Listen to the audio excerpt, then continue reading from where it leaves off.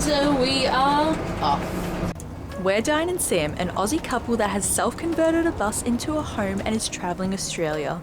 If you missed last week's video, then you may not know that as we started our journey back home, our bus began to have engine issues, where it was cutting off power and causing an awful jolt every time we moved. It left us feeling very stressed at the prospect of getting stuck on a highway halfway to getting back home. Since our friends were camping with us the night before, we coaxed them into helping us get some spare parts for the bus while we were together, so we could at least try to repair the problem or limp our way back home. Gonna pee so bad. Alright, we made it. We need to go buy this part and then on to the next part of the adventure, which is get everything I need to install the part. Because my dad took all that stuff. Oh. Thanks, Dad. This part of the trip was so stressful. It felt like we were listening to every sound, noticing every movement, and wondering if we would even make it. Not to mention that we are at the end of our trip, so this is 6 months down the track of traveling, and we were very close to having no money to repair the bus if something was going to go terribly wrong, which led to even more stress. Yep. Whoa, whoa! Stop! Yeah. Oh. Beautiful. Again?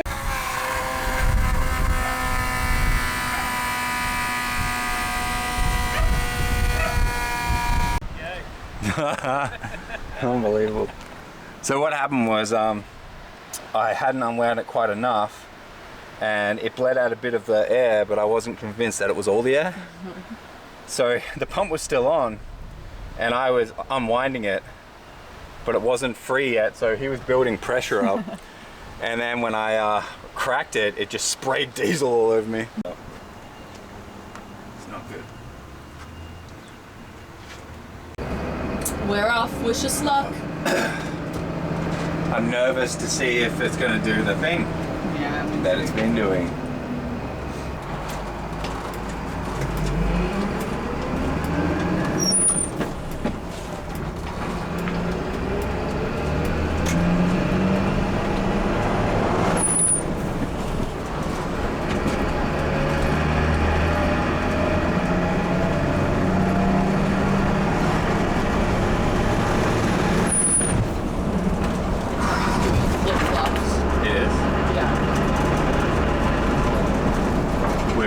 Way more power than we had. Yeah? Yep. Okay, good. But like now it seems like the fuel is just free flowing straight to the engine now, so.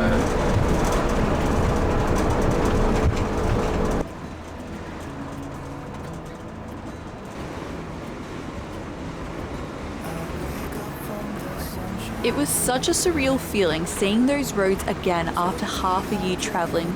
It felt like the time has gone in a blink of an eye, and the excitement to be in the place we feel so deeply rooted in was growing the closer we got. It also definitely put our minds at ease that the issues we were having were not causing any major dramas on this leg.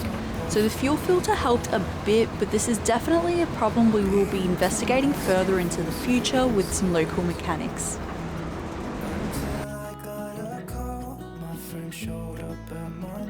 Luckily, it gave us confidence knowing that we were between many friends rather than out on our own in the middle of nowhere, so we had someone to turn to if things did go wrong.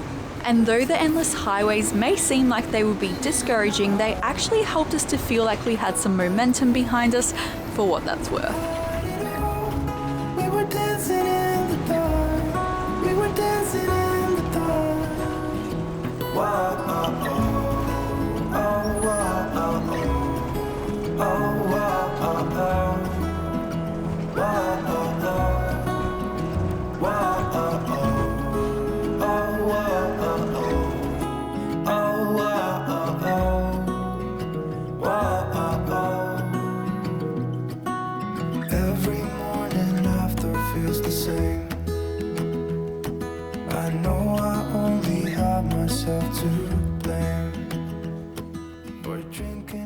As we looked over the Bega Valley, we decided to turn our attention away from our stresses and instead reflect on all the beautiful places and people we had seen. What was your favourite place of the trip? I think when we parked up next to the Red Bar at the Grampians and we just had the whole place to ourselves, because we were just like fresh, we didn't have any problems yet, we had full solar, full everything, and we were just like, it was just us. We could just live the experience, no worries, nothing but adventure ahead of us.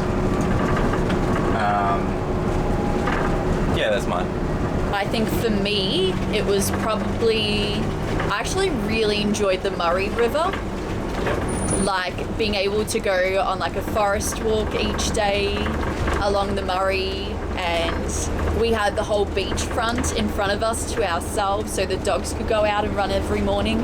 And like I felt like I could take the opportunity to like sit in front of the bus in the morning and have my coffee and just like watch them like swim and walk about. That was really nice. Overall, every place was awesome. Like, you know, getting to explore Warrnambool and hang out with our friends pretty much every day and cook dinner together, staying in Colac and seeing the cows being born, getting to barbecue and eat really delicious food with our friends there. Ballarat was awesome as well. We had forest walks to go on. There were a lot of like highlights and just huge milestones hit for the bus. Going back to Colac again for a massive bonfire. Yeah, it's all just been, there's been so much that we have done while we've been on this leg of the trip. So much. Everywhere that you've mentioned has had their own just really beautiful aspect about it that's just been really enjoyable. Yeah, I agree. My roadside snack of choice. Ready to keep going? Absolutely. Let's do this.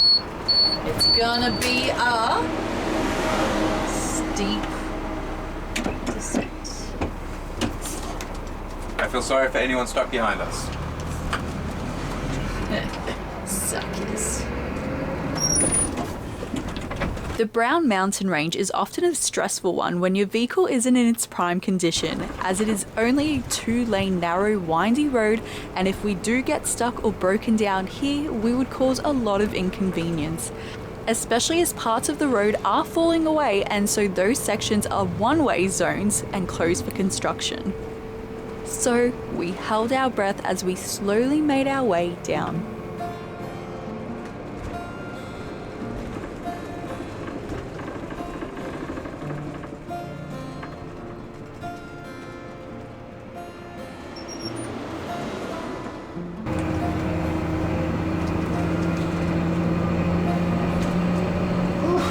Brakes. Yeah. Hold on.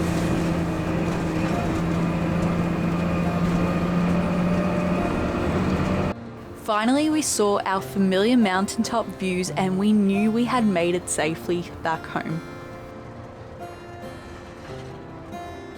Kate's lucky and let him know that we're Just about it. Yeah. Home sweet home. You happy? Oh yeah. Steve. There's the old homestead. Not home anymore, is it? Nope. We're in our home. Where we are in our home. Australia's our home now.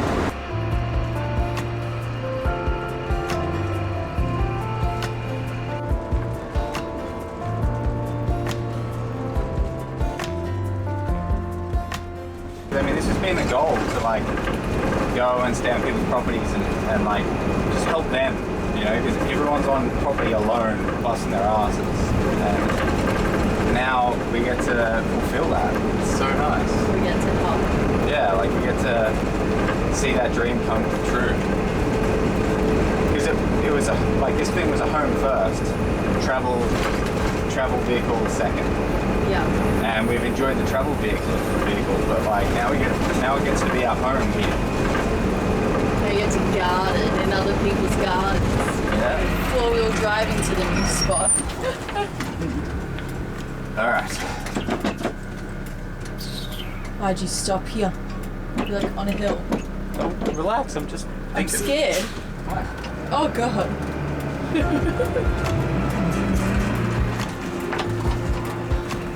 Gates open and everything. Wow.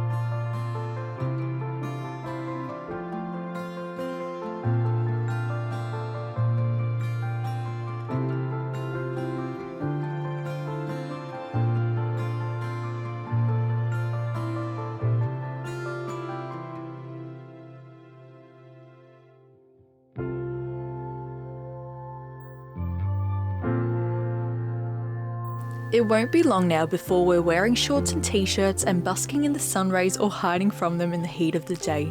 But for now, spring's cool, gentle, foggy mornings still linger here on our friend's beautiful homestead. One of my favourite times of the day to come and harvest fresh greens or surrender to the peaceful calls of the frogs is the early morning. And thanks to today's sponsor Aurora, I can stay out here longer in comfort with my battery heated recycled fleece jacket. This is one of those things that you don't know you need until you have it. With 3 temperature settings and instant heat at the press of a button, I can stay out longer and warmer with Aurora. I also love that the fleece is made entirely from recycled bottles from the ocean, ensuring that no new resources are being used to produce these products. Aurora is open and transparent about how they source these, which just gives peace of mind to us as consumers in today's fashion industry. I ended up sizing up in the jacket, which I feel is a really comfy loose fit and allows me to actually layer the jacket with other things when it's really cold, or also allows me to have a nice loose fit when I'm working and moving around the garden. I always find that in the depths of the cold winter I'm covered from head to toe in dark colours. Not that there's anything wrong with that, but it always has some effect on my mood, which makes me feel really mellow, tired and gloomy. So I ended up picking a brightly coloured jacket that would bring hints of sun rays to every season and every day. I don't often buy new clothes, but a good quality jacket is something I have been missing in my wardrobe, and now whether I'm doing chores for others or sitting in front of the fire after a long day, I know I'm going to be warm enough and I'm not going to be struggling to put on more layers to keep that warmth in. Because we're moving away from winter and very quickly moving into summer, I did also choose a vest to go along with my wardrobe. For the vest, I stuck with a black vest, and that's because I knew I had a lot of brighter tops that I wanted to layer with it. The classic colour would ensure that I wouldn't be clashing amongst all my other clothes, and it's also a piece that I know will be something in my wardrobe long term that wouldn't go out of style. One feature I really like is the detachable hood that is so easy to take on and off with just a few buttons. Because I don't know about you, but sometimes I want a big puffy hood that I can wear, and other times I just want the slimline vest. So knowing I can do both of these things really allows this piece to go further into the future rather than being a one-time, one-season jacket or vest. The down feather jackets are also RDA certified, which restricts how the feathers are collected and from where. The recycled fleece jacket has already become a favourite of mine. It's lightweight and is a perfect grab and go jacket anytime I need. But the vest is what I'm really excited for come springtime and summertime. I think it's going to be an absolute staple over a striped shirt, keeping my core nice and warm and cozy no matter where I find myself. Because if you've lived in Australia long enough or travelled, you know that the weather can change from hot to cold in seconds, so it's always good to be prepared.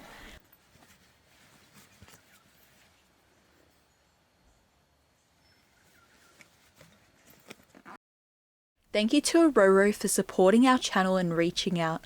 I love these pieces and feel that they'll be timeless and even more valuable come winter time next year, when a rechargeable heated jacket and vest will be a game changer as we continue exploring Australia and hopefully settle in on our own homestead.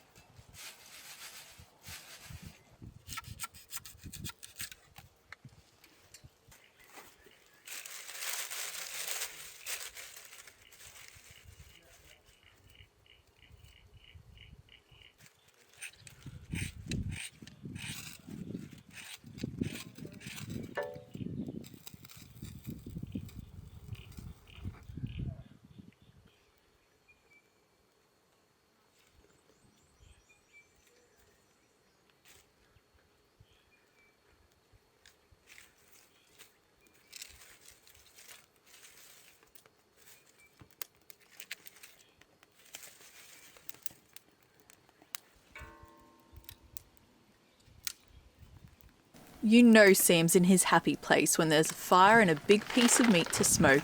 It's no wonder he jumped at the opportunity to smoke this leg of venison on one of our first nights at Lucky and Sarah's.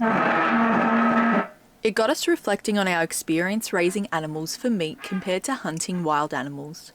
Our experience with our pigs was wonderful, but by the end was one of the hardest parts, as no matter how hard you try, you still grow connected to the animals. I truly love the idea of eradicating pest animals by hunting and putting those in the freezer, as opposed to farming animals that create a tethering effect to a property. We were always feeling like we had to do things each day to keep them happy and alive, and we could rarely go anywhere without it being a big issue. Just something to consider for the future.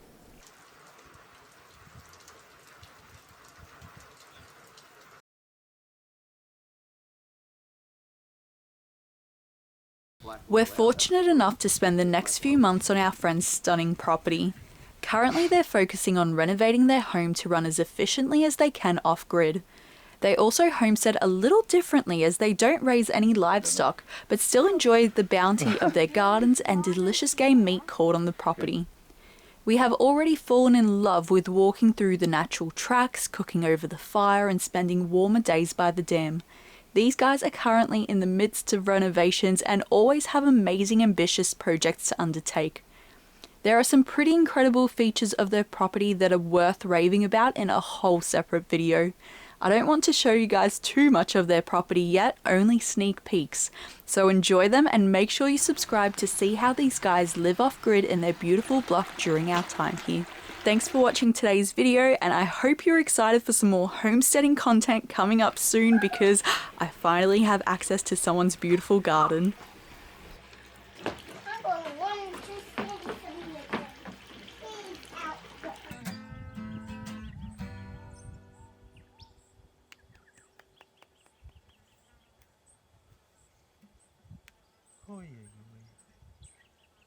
Very good, baby. Thank you. That was lovely.